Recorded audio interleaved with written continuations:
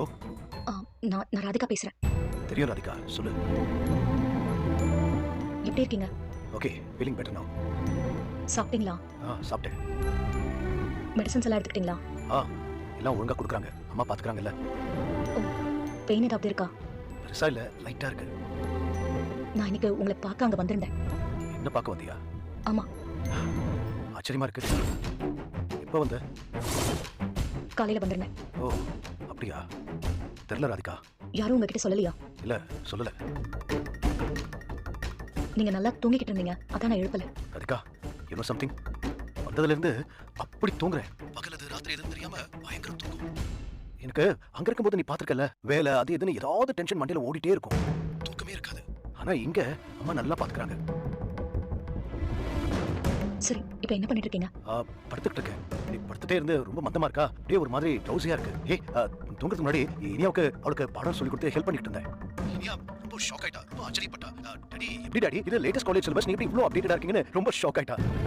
சில்லிங்க. எனக்கு ரொம்ப ஒண்ணுமே தெரியாத மாதிரி ரொம்ப ஆச்சரியமா பார்த்தா. அதுக்கப்புறம் பாக்கியலட்சுமிக்கு ஏதோ பிசினஸ்ல ஒரு ப்ராப்ளம் இருந்துச்சா, அவளுக்கும் ஒரு ஐடியா கொடுத்து ஹெல்ப் பண்ணேன். நான் ஹெல்ப் பண்ணேன்னு நினைக்கிறேன், but I don't know how it will work out. அப்போ நீங்க ஜாலியா இருக்கீங்க? ஜாலிலாம் ஒண்ணு இல்ல ராதிகா, ஆனா ரிலாக்ஸ்டா நிம்மதியா இருக்கேன். மைண்ட் ஏதோ ஒரு மாதிரி எந்த ஒரு சலசலப்பும் இல்லாம ஃப்ரெஷ்ஷா இருக்கு. எனக்குள்ள ஒரு புது தெம்பு வந்த மாதிரி இருக்கு. நீங்க என்ன மயுவை நம்ம வீட்டெல்லாம் மிஸ் பண்ணவே இல்லையா? ராதிகா, நீ உன்னையும் மயுவையும் மிஸ் பண்ணியான்னு கேட்ட உடனே ஒரு விஷயம் எனக்கு ஞாபகம் வருது. என் வீட்டுல எல்லாருமே என்ன அவ்வளோ மிஸ் பண்ணிருக்காங்க. அம்மா, இனியா, செடியன் அவ்வளோ மிஸ் பண்ணிருக்காங்க.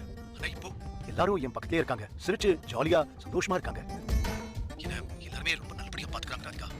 எல்லாரும் இந்த அக்கறையா பாசமா இருக்காங்க, அவ்வளோ அழகா பாத்துக்கிறாங்க. என்ன ஒரு சின்ன குழந்தை மாதிரி பாக்குறாங்க. சரி, எப்படியோ உடம்பு சரியான சந்தோஷம் தானே. சரி, நான் வைக்கிறேன். நீங்க உடம்ப பாத்துக்கோங்க. Okay, thank you. Good night. என்ன சொல்றாரு மாப்ள?